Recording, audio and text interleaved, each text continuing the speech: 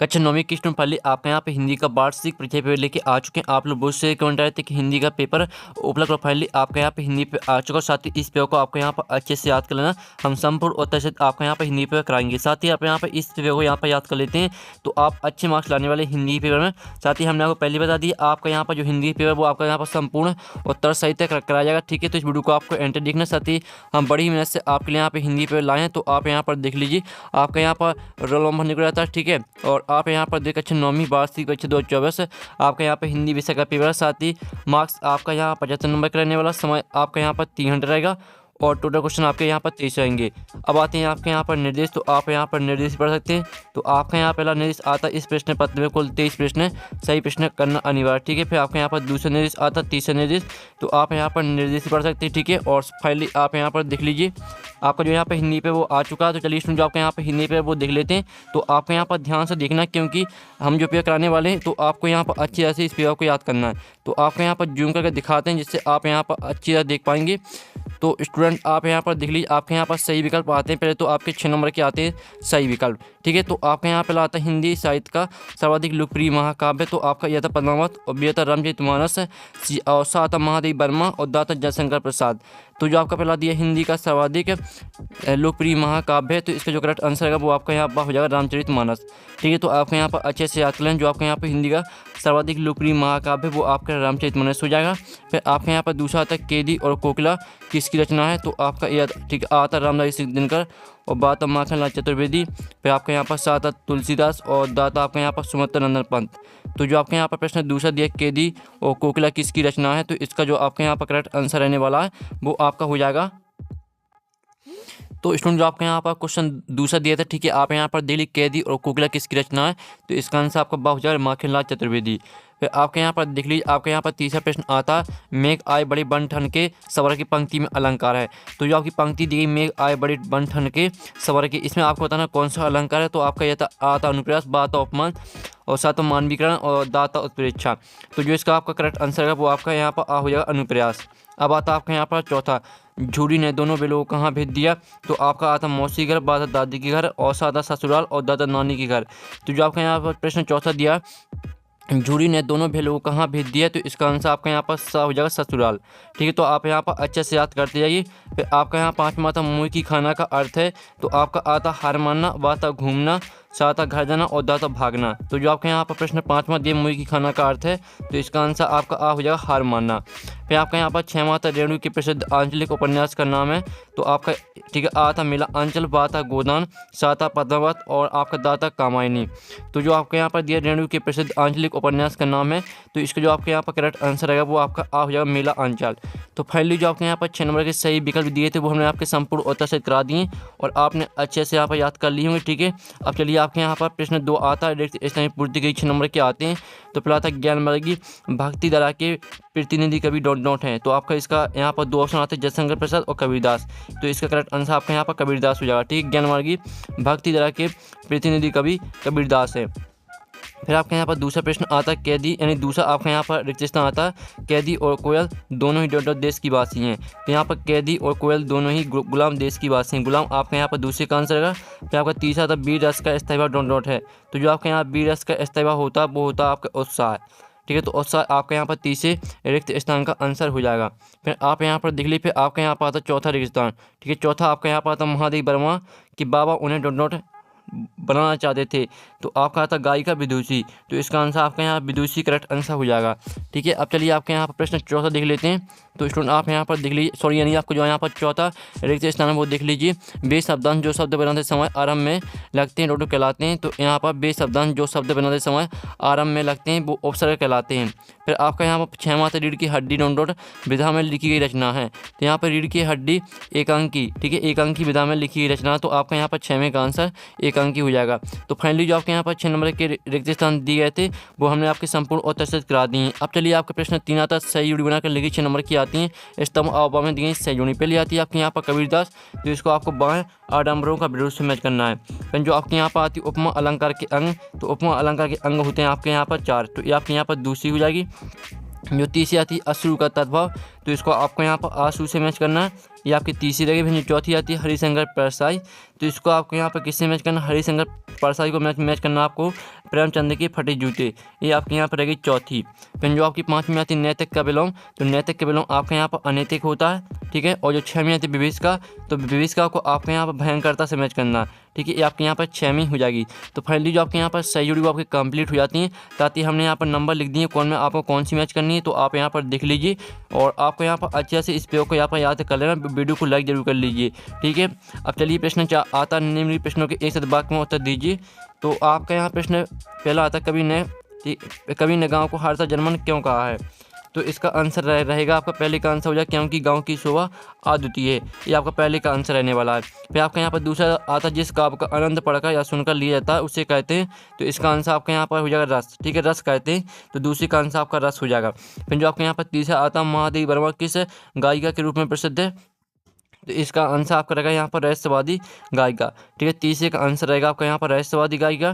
फिर जो आपका यहाँ पर चौथा आता है किसी कार्य को करने या होने का बोध कराने वाले शब्द क्या कहलाते हैं, तो चौथे का आंसर आपका यहाँ पर क्रिया हो जाएगा, ठीक है, चौथे का आंसर क्या रहेगा, क्रिया रहेगा। फिर जो आपका पाँचवा आता है पान वाले की बिक्री अचानक क्यों बढ़ गई थी, तो इसका आंसर आप यहाँ पर देख लीजिए बाढ़ के कारण, ठीक है, बाढ़ के कारण यहाँ पर पान वाली बिक्री बढ़ गई थी। फिर जो आपके यहाँ पर छठवां आता है लोक में प्रचलित उक्ति क्या कहलाती है, तो यहाँ पर लोक में प्रचलित उक्ति लोकोक्ति कहलाती है, ठीक है। तो आप यहाँ पर देख लीजिए जो छठवें का आंसर रहेगा वो आपका यहाँ पर लोकोक्ति हो जाएगा। तो ये रहा आपका यहाँ पर एक शतवाक्य में सोल्यूशन। पहले का आंसर आपका यहाँ पर क्योंकि गाँव की शोभा अद्वितीय है, दूसरे का आंसर आपका रस हो जाएगा, तीसरे का आंसर रहस्यवादी गायिका, चौथे का आंसर आपका क्रिया, पाँचवें का आंसर आपका बाढ़ के कारण और छठवें का आंसर आपका लोकोक्ति। अब चलिए आपके यहाँ प्रश्न 5 आता सत असत का चयन करके लिखिए। आपके 6 नंबर के आते हैं। तो पहला आता कवि एक समाज सुधारक थे, तो पहला आपका सत्य रहेगा। फिर दूसरा आता संचयी भावी संख्या 35 है, तो यहाँ पर संचयी भावी संख्या 33, तो आपका दूसरा असत्य रहेगा। फिर तीसरा आता मंगूला को मुँह लाल होता है, तो तीसरा आपका सत्य रहने वाला है। फिर जो आपके यहाँ पर आता चौथा, जिसमें आप यहाँ पर देख लीजिए कहानी गद्य की गुण विधा में आती है, तो जो आपका यहाँ पर चौथा रहेगा वो सत्य, ठीक है, चौथा आपका यहाँ पर रिक्तिस्थान सत्य रहेगा। अब चलिए आपका पाँचवा सत्य सत्य देख लेते हैं। तो पाँचवा आपका आता है भूपति में ती अवसर है, तो जो पाँचवा रहेगा वो आपका यहाँ पर असत्य हो जाएगा। जो छठवां आता लेखा मृदुला गर्ग की तीसरी नंबर की बहन का नाम चित्रा था, तो छठवां आपका सत्य रहेगा, ठीक है। आप यहाँ पर देख लीजिए ये आपके यहाँ पर सत्य असत्य का सॉल्यूशन। पहला आपका यहाँ पर सत्य रहेगा, दूसरा आपका यहाँ पर रहेगा असत्य, तीसरा सत्य और चौथा भी सत्य और पाँचवा असत्य और छठवां सत्य, ठीक है। आपका यहाँ पर सत्य असत्य का सॉल्यूशन है, तो आप यहाँ पर देख लीजिए। और साथ ही आप यहाँ पर वीडियो को लाइक कर दीजिए, ठीक है, क्योंकि आप लोग यहाँ वीडियो को लाइक नहीं करते हो, तो सभी लोग वीडियो के यहाँ पर लाइक कर लीजिए, ठीक है। और आप यहाँ पर जो सत्य असत्य का सॉल्यूशन इसका स्क्रीनशॉट ले लीजिए। अब चलिए आपका यहाँ पर देख लेते हैं। प्रश्न 6 आता आपका कवि पंत ने गाँव को मरकर डिब्बे से खुला क्यों कहा, लिखिए। अथवा आता मानसरोवर से कबीरदास का क्या आशा है। तो स्टूडेंट आपको यहाँ पर क्वेश्चन 6 दिया था, ठीक, कवि पंत ने गांव को मरकत डिब्बे सा खुला क्यों कहा, लिखिए। तो इसका आंसर आप यहाँ पर देख लीजिए। इसका आंसर है मरकत पन्ना नामक रत्न को कहते हैं जिसका रंग हरा होता है। मरकत के डिब्बे के खुली डिब्बे से सब कुछ साफ साफ दिखता है। मरकत के हरे रंग की तुलना गाँव की हरियाली से की गई है। गाँव का वातावरण भी मरकत के खुले डिब्बे के समान हरा भरा तथा खुला सा लगता है, इसलिए गांव को मरकर डिब्बे सा खुला कहा गया, ठीक है। आपका यहाँ पर आंसर रहेगा, तो आपका यहाँ पर अच्छे से याद कर लेना, स्क्रीनशॉट आप ले लीजिए। फिर आपका यहाँ पर नेक्स्ट क्वेश्चन आता है जो इसका अथवा मानसरोवर से कबीरदास का क्या आशा है, तो इसका आंसर आपको खुद करना है, ठीक है। मैं साथ में आता भक्ति काल के 2 कवि एवं प्रत्येक की 2 रचनाओं के नाम लिखिए। तो इसका जो आंसर है वो हम आपको यहाँ पर दिखा देते हैं, ठीक है। तो आप यहाँ पर देख लीजिए, ये रही आपके यहाँ भक्ति वाल के कवि। तो आप यहाँ पर जो आपके यहाँ पर रहेंगे वो आपके यहाँ पर कबीरदास हो जाएंगे। इनकी जो रचना रहेंगी वो आपकी हो जाएंगी बीजक, ठीक है। आप यहाँ पर रमैनी और शबद साखी ये आपके यहाँ पर रचना दी हैं। और साथ ही आपके यहाँ पर दूसरे कवि हो जाते हैं यहाँ पर रैदास। तो आपको यहाँ पर 2 कवि के नाम लिखना और साथ ही आप यहाँ पर देख लीजिए मलूक दास की रचना हो जाएंगी रत्न खान और ज्ञान बोध, ठीक है। तो ये आपकी 2 रचना लिखें। तो आपको यहाँ पर कबीरदास और मलूक दास का आपको यहाँ याद कर लेना है, ठीक है। तो स्क्रीनशॉट आप ले लीजिए। अब चलिए आपके यहाँ पर नेक्स्ट क्वेश्चन आता है छायावाद की 2 प्रमुख विशेषताएं लिखिए। तो आपको यहाँ पर छायावाद की आपको यहाँ पर 2 प्रमुख विशेषताएं लिखना है। तो इसका आंसर आप यहाँ पर देख लीजिए। ये रही आपके यहाँ पर छायावाद की 2 विशेषताएं दी थी, व्यक्तिवाद की प्रधानता और प्रगति का मानवीकरण, ठीक है। दोनों विशेषताओं को यहाँ पर याद करना और आप यहाँ पर स्क्रीनशॉट ले लीजिए। आप यहाँ पर छायावाद में व्यक्तिगत भावना की प्रधानता, वहाँ कभी अपने सुख दुख एवं हर्ष शोक को ही प्राणी प्रदान करते हुए खुद को अभिव्यक्ति करता है, ठीक है। तो आप यहाँ पर देख लीजिए, आपको दोनों विशेषताओं को अच्छे से याद कर लेना है। अब नेक्स्ट क्वेश्चन देख लेते हैं जो इसका अथवा आता है नई कविता की 2 विशेषताएं लिखिए। तो इसका आंसर आपको खुद करना। फिर आपको 9वां आता सुमंतनानंद पंत अथवा कबीरदास के भाव सौंदर्य की विशेषताएं लिखिए। तो जो आपके यहाँ पर दिया सुमंतनानंद पंत, ठीक है, इनकी भाव सौंदर्य की आप यहाँ विशेषताएं देख लीजिए। इनका आंसर है पंत की रचनाओं में इस प्रवृत्ति की प्रधानता है। पंत की कल्पना शक्ति और सौंदर्य चेतना शायवादी कवि सुमंतनानंद पंत की रचनाओं में कोमल भावनाओं, कल्पनाओं एवं सौंदर्य का सुंदर वर्णन मिलता है। इनकी ज़्यादातर रचनाएं प्राकृतिक सौंदर्य की छटा बखेरती नजर आती है। पंत का प्रगति चित्र उनके समकालीन कवियों में सबसे बेजोड़ है, ठीक है, आपका यहाँ पर आंसर रहेगा। अब चलिए आपका यहाँ पर नेक्स्ट क्वेश्चन आता है अनुप्रास अलंकार की परिभाषा। आपको यहाँ पर उदाहरण सही लिखना है और इसका अथवा आपका यहाँ पर आता है रूपक अलंकार की परिभाषा, उदाहरण सही लिखिए, ठीक है। तो जो स्टूडेंट आपके यहाँ पर दिया गया हम आपको इसका आंसर आपको यहाँ पर दिखा देते हैं। तो आप यहाँ पर देख लीजिए, ये आपके यहाँ पर अनुप्रास अलंकार की परिभाषा, ठीक है। तो ये आपके यहाँ पर अनुप्रास अलंकार की परिभाषा, आप यहाँ पर जब काव्य में किसी वर्ण की आवृत्ति एक से अधिक बार होती है, अर्थात कोई वर्ण एक से अधिक बार आता है, तो उसे अनुप्रास अलंकार कहते हैं, ठीक है। और इसका जो उदाहरण रहेगा वो आप यहाँ पर देख लीजिए, चारुचंदी की चंचल किरणें खेल रही हैं जल थर में, ठीक है, आपके यहाँ पर उदाहरण रहेगा। आपके यहाँ पर दो उदाहरण दिए हैं, तो दोनों में से आपको यहाँ पर एक को याद कर लेना, ठीक है। तो ये आपका यहाँ पर आंसर हो जाता है कंप्लीट। अब चलिए आपका यहाँ पर नेक्स्ट क्वेश्चन देख लेते हैं। तो आपका यहाँ पर ठीक है नेक्स्ट क्वेश्चन आता है महाकाव्य और आपको यहाँ पर खंडकाव्य में कोई दो अंतर लिखना। इसका अथवा था रस किसे कहते हैं, रस के अंगों के नाम लिखिए। तो इसका जो आपका दिया महाकाव्य और खंडकाव्य में आपको अंतर लिखना है। तो ये आपका महाकाव्य और खंडकाव्य में अंतर आप यहाँ पर देख लीजिए, महाकाव्य का कलेवा विशाल होता है जबकि खंडकाव्य का आकार सीमित होता है। फिर आपके यहाँ पर दूसरा अंतर हो जाएगा, महाकाव्य में जीवन का समग्र रूपेण अंकन होता है जबकि खंडकाव्य में जीवन का एक खंड विवरण होता है, ठीक है, आपके यहाँ पर अंतर हो जाता है। अब चलिए आपके यहाँ पर नेक्स्ट क्वेश्चन देख लेते हैं। तो आपके यहाँ पर आता है छोटी बच्ची को बैलों के प्रति प्रेम क्यों उमड़ आया, अथवा तक किस घटना ने सालिम अली के जीवन की दिशा को बदल दिया, ठीक है। तो इसका आंसर हम आपको यहाँ पर दिखा देते हैं। जो आपके यहाँ पर छोटी बच्ची को बैलों के प्रति प्रेम क्यों उमड़ आया, तो इसका आंसर आप यहाँ पर देख लीजिए, इसका आंसर रहेगा लड़की की माँ, ठीक है, माँ, ठीक है, आप यहाँ पर देख लड़की की माँ मर चुकी थी, सौतेली माँ उसे मारती रहती थी, इसलिए बैलों से उसे छोटी बच्ची की आत्मीयता हो गई थी। लड़की तथा दोनों बैल भी प्यार के भूखे थे और एक दूसरे का कष्ट समझ सकते थे। ये आपके यहाँ पर आंसर रहेगा। चलिए आपके यहाँ पर नेक्स्ट क्वेश्चन देख लेते हैं। तो आपके यहाँ पर 13वां क्वेश्चन आता है, आपको नाटक और एकांकी में दो अंतर लिखना है और अथवा कहानी उपन्यास में आपको यहाँ पर दो अंतर लिखना है। तो आप यहाँ पर देख लीजिए, ये आपके यहाँ पर नाटक और एकांकी में दो अंतर, ठीक है। ये आपके यहाँ पर देख लीजिए, नाटक में अनेक अंक होते हैं जबकि एकांकी में एक अंक होता है। नाटक में आधिकारिक कथा के साथ साथ सहायक गौण कथाएँ भी होती हैं, एकांकी में एक ही कथा और घटना होती है। ये आपके यहाँ पर नाटक और एकांकी में दो अंतर हो जाते हैं। अब चलिए आपके यहाँ पर जो इसका अथवा कहानी उपन्यास दो अंतर लिखी, तो इसका आंसर आपको खुद करना है। अब हम यहाँ पर 14वां क्वेश्चन देख लेते हैं। तो स्टूडेंट आप यहाँ पर देख लीजिए, आपका 14वां क्वेश्चन आता है गद्य की प्रमुख गौण विधाओं के नाम लिखिए। तो इसका आंसर आप यहाँ पर देख लीजिए, ये रही आपके यहाँ पर गद्य की ठीक प्रमुख गौण विधाएं, ठीक है, निबंध, नाटक, कहानी, उपन्यास, एकांकी, ये आपके यहाँ पर आंसर रहेगा। ये आपके यहाँ पर क्वेश्चन 14वें का आंसर हो जाता है और साथ ही जो इसका अथवा होता है डाली विधा का सामान्य परिचय लिखी। तो इसका आंसर आपको खुद करना है। पद्मावत मुंशी प्रेमचंद अथवा महादेवी वर्मा की दो रचनाएं लिखती हुई साहित्य में उनका स्थान लिखिए। तो आप यहाँ पर देख लीजिए, हम आपको यहाँ मुंशी प्रेमचंद पर आपको दिखा देते हैं।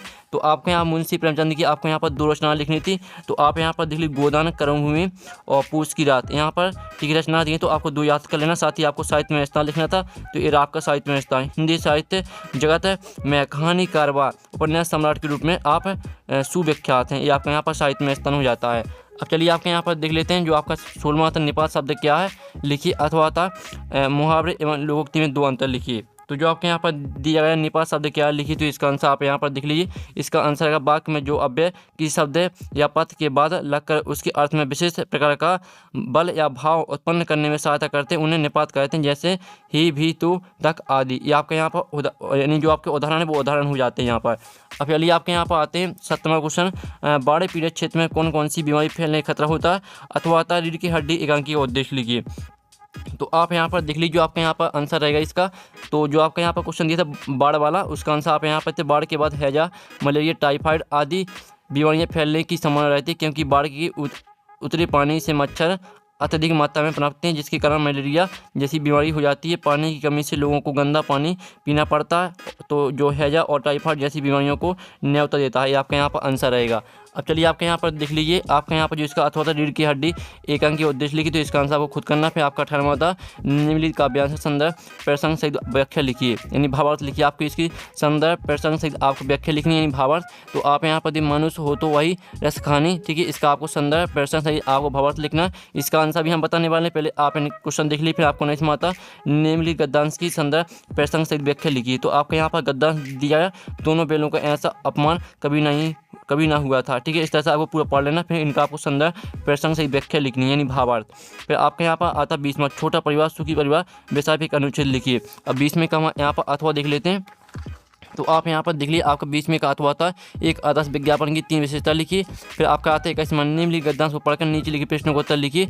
लोक साहित्य में लोक गीतों का विशेष स्थान है, एक गीत व्यक्ति विशेष के न होकर समूह के होते हैं, ठीक है। इस तरह से पूरा आपको पढ़ लेना। ये आपको फ्री के नंबर रहते हैं, क्योंकि इसमें आपको सिर्फ यहाँ पर गद्यांश को ध्यान से पढ़ना। जो आपके 3 प्रश्न दिए, इन तीनों प्रश्नों का उत्तर आपको इसी गद्यांश से मिल जाएंगे, सिर्फ आपको गद्यांश को ध्यान से पढ़ना है। और इसका अथवा आता है, आपसे आप गद्यांश नहीं बनता है तो आप पद्यांश कर सकते हैं, जो कि आप यहाँ पर देख लीजिए, गगन गगन तेरा एस्पैरा, पवन पवन तेरा बल गहरा, ठीक है। इस तरह से दिया गया है। तो इसका आपको यहाँ पर 3 प्रश्न आते हैं, तीनों प्रश्न होता है आपको इसी पद्यांश से मिल जाएंगे, यानी काव्यांश में। सिर्फ आपको काव्यांश को ध्यान से पढ़ना है। फिर आपका 22वां प्रश्न आता है, जो कि आप यहाँ पर देख लीजिए। ये आपका 22वां प्रश्न आता है, शाला त्याग प्रमाण पत्र प्राप्त करने हेतु अपने विद्यालय के प्राचार्य के नाम से आवेदन पत्र लिखिए, अथवा अपने विद्यालय के प्राचार्य को शाला शुल्क से मुक्ति हेतु आवेदन पत्र लिखिए। फिर 23वां आता निम्नलिखित है किसी एक विषय पर रूपरेखा सहित निबंध लिखिए। तो आपको यहाँ पर निबंध लिखना है 23वें क्वेश्चन में। तो फाइनली जो आपके यहाँ पर हिंदी पे वो आपका कंप्लीट हो जाता है। साथ ही जो आपके यहाँ पर 3 नंबर के क्वेश्चन है, ठीक है, आप यहाँ पर देख लीजिए।